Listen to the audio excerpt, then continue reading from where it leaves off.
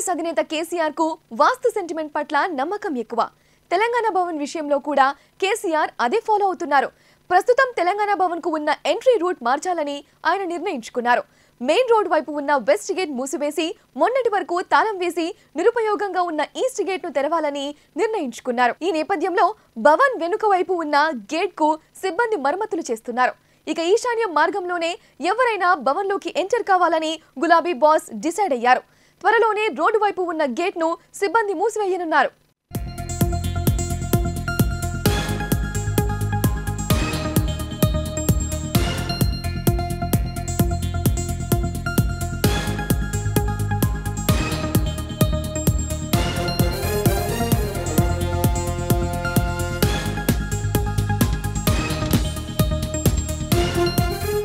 Breaking కు సంబంధించి మరింత సమాచారం మా ప్రతినిధి ప్రశాంత్ అందిస్తారు.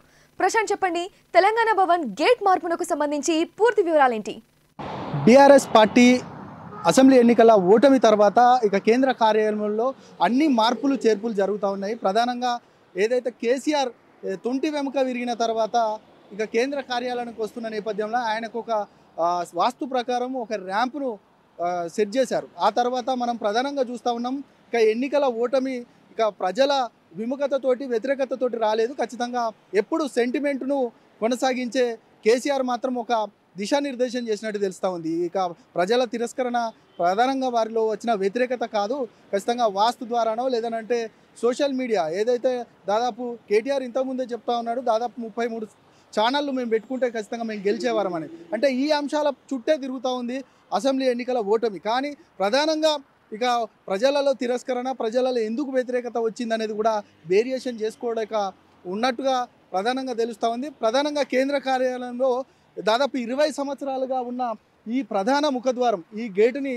ఇక మరికొన్ని రోజుల్లో ఇక మూసివేయబోతున్నారు. అయితే నిరుపయోగంగా ఉంచబోతున్నారు అనేది కూడా మనకు తెలుస్తున్న వార్త. ఇక ఇది వెస్ట్ ఫేస్లో ఉంది. ఖచ్చితంగా అందుకే కొంత సెంటిమెంట్ ప్రకారం ఏది చూసినా కూడా నార్త్ వెస్ట్కి సంబంధించి ఈస్ట్కి సంబంధించి ఇక్కడ ఆ గేటు ఉంటే మాత్రం రాకపోకలకు ఈజీగా ఉంటుంది. ఖచ్చితంగా వాస్తు ప్రకారము ప్రధానంగా వస్తూ ఉంటే పోతూ ఉంటే సెంటిమెంట్గా చాలా మంచి జరుగుద్ది అనేది కూడా ప్రతి ఒక్కరు చెప్తారు. అందులో భాగంగానే ఇక ఇది వెస్ట్ ప్లేస్లో ఉన్న ఈ గేటుని కూడా పూర్తిగా నిరుపయోగంగా ఉంచడం వల్ల ఇక ఏదైతే నార్త్కు మనకు ఎదురుగా కనబడుతున్న నార్త్ వెస్ట్కి సంబంధించిన గేటు నుండే ఇక రాకపోకలకు ఈజీగా ఉంటుంది. ఖచ్చితంగా దానివల్ల కొంచెం కలిసి వస్తుంది అనేది కూడా కేసీఆర్ భావించినట్టు తెలుస్తూ ఉంది. అందులో భాగంగానే ఇక చాలా బీఆర్ఎస్ శ్రేణులకు కూడా పిలిపించినట్టు తెలుస్తూ ఉంది. కేంద్ర కార్యాలయంలో చాలా మార్పులు చేర్పులు చేయాలనేది కూడా ప్రధానంగా చెప్పినట్టు తెలుస్తూ ఉంది. మనం చూసాం ఏదైతే అసెంబ్లీ ఎన్నికల అంటే దాదాపు 10 సంవత్సరాలు కేసీఆర్ అధికారంలో ఉన్నప్పుడు కూడా చాలా వాస్తును అదేవిధంగా ఇక ఏదైతే భక్తి మార్గంలో ఉండడం చాలా చూసాం. వాస్తునైతే ప్రధానంగా నమ్ముతారు. ఇక దానిలో భాగంగానే ఆయన యాగాలు యజ్ఞాలు కూడా చేశారు. ఎర్రవేలు ఫామ్ హౌస్లో మనం చండీ యాగాలు చూసాం. తర్వాత లక్ష్మీ నరసింహ టెంపుల్లో ఏదైతే యాదగిరిగుట్టలో కూడా చాలా యజ్ఞయాగాలు మనం చూసాం. అందులో భాగంగానే దాని ద్వారానే ఎక్కువగా సెంటిమెంట్ ఉంటుంది, దాని ద్వారానే పాజిటివ్ వైబ్ ఉంటుంది. కాబట్టి ఖచ్చితంగా గెలుపుకు అదే ఖచ్చితంగా తోడ్పడుతుంది అనేది కూడా కేసీఆర్ ఆలోచించారు. కానీ 10 సంవత్సరాల తర్వాత మొన్నటి ఎన్నికలలో ఓటమి తర్వాత మాత్రం అదే సెంటిమెంట్ను మరొక మారు అంటే ప్రజల వ్యతిరేకత కాదు, ప్రజల్లో వచ్చిన తీవ్రమైన వ్యతిరేకత కాదు, కానీ ప్రజలు మన సైడే ఉన్నారు. అందుకే 39 స్థానాలు ఖచ్చితంగా మనకు కట్టబెట్టారంటూ కూడా ఇక కేసీఆర్ చెప్పినట్టు తెలుస్తూ ఉంది. ఆ వ్యతిరేకత కాదు, కొన్ని సెంటిమెంట్స్, కొన్ని ఫలాలు కూడా మనకు ఏదైతే వాస్తు కూడా మనకు కలిసి రాలేదు కాబట్టి మనం ఓటమి పాలయ్యామనేది కూడా కేసీఆర్ భావించినట్టు తెలుస్తోంది. అందులో భాగంగానే ఇక కేంద్ర కార్యాలయం అయిన ఏదైతే బీఆర్ఎస్ భవన్కి సంబంధించి వాస్తు సెట్ చేసే పరిస్థితిలో పడ్డారు. దానికి సంబంధించి ప్రధానంగా గేటును కూడా పూర్తిగా మార్పు చేస్తూ ఉన్నారు. ఇక ఏదైతే వెస్ట్కి సంబంధించిన గేటును కాకుండా నార్త్ వెస్ట్కి సంబంధించిన గేటునే ఎక్కువగా యూజ్ చేసుకోవాలి. ఖచ్చితంగా అదే పూర్తిగా రాకపోకలకు ఈజీగా ఉంటుంది. అక్కడి నుండి అది చేయడం వల్లే ఖచ్చితంగా అనేక అంశాలకు సంబంధించి కలిసి వస్తాయనేది కూడా కేసీఆర్ భావించినట్టు తెలుస్తూ ఉంది. ప్రధానంగా ఇంకా దీంతో పాటు ఇక కేంద్ర కార్యాలయంలో ఏదైతే బీఆర్ఎస్ భవన్లో కూడా ప్రధానంగా అనేక మార్పులు చేర్పులు చేయబోతున్నారు రానున్న రోజులలో. వాటికి సంబంధించి కేసీఆర్ కూడా ఇప్పటికీ ఆదేశాలు ఇచ్చినట్టు తెలుస్తూ ఉంది.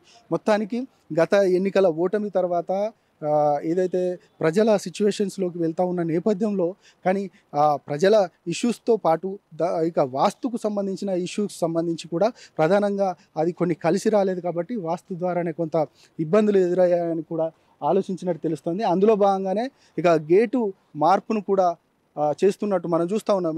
గతంలో అంటే ర్యాంప్ వాక్ ఆయన రావడానికి ఏదైతే ర్యాంప్ వాక్ చేశారో దానికి సంబంధించి ఇప్పుడు కూడా రాకపోకలకు ఈజీగా ఉండడానికి నార్త్ వెస్ట్ సంబంధించిన గేట్కి సంబంధించి ఇక మనం ఆ ర్యాంప్ను తయారు చేస్తున్న దృశ్యాలు కూడా మనం చూస్తూ ఉన్నాం. ఇక ప్రధానంగా మనము చాలామందిని ఇక్కడున్న ఏదైతే ఆఫీసు సంబంధించిన అధికారులను అడిగినప్పుడు ఖచ్చితంగా ఏదైతే ఇక వెస్ట్కు సంబంధించిన ఆ గేట్ ఉంటుందో ఆ గేటుకు పక్కనే టెంపుల్ ఉంటుంది. టెంపుల్కి సంబంధించి ప్రధానంగా రాకపోకలకు ఇబ్బంది అవుతుంది. ఖచ్చితంగా అక్కడ ట్రాఫిక్ జామ్ అవుతుంది.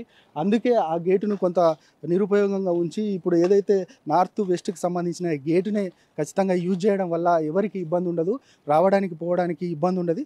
కానీ ఖచ్చితంగా ఈ వాస్తు కాదు, ఎక్స్టెన్షన్ మాత్రమే అంటూ కూడా కొంతమంది ఆఫీస్కి సంబంధించిన సిబ్బంది చెప్తా ఉన్నారు. కానీ మొత్తానికైతే వారు ఎంతవరకు చెప్పినప్పటికీ కూడా కేసీఆర్ ఫాలో అవుతున్న సెంటిమెంట్కి సంబంధించి ఏదైతే వాస్తు అదేవిధంగా నిజంగానే ఆ సెంటిమెంట్ ఈ అంశాలకు సంబంధించి ప్రధానంగా మాత్రం బీఆర్ఎస్ శ్రేణులే కాదు మిగతా వర్గాల్లో కూడా పెద్ద ఎత్తున చర్చ జరుగుతుంది. ఇక ప్రధానంగా ఎప్పుడు నమ్మే కేసీఆర్ ఆ వాస్తు ఎంతవరకు ఆయనకు ఉపయోగపడబోతుంది, ఎంతవరకు ఈ పార్లమెంట్ ఎన్నికలలో కూడా ఆయనను గెలిపించుకోబోతుంది అనేది మాత్రం $1 మిలియన్ క్వశ్చన్గా మనం చెప్పవచ్చు.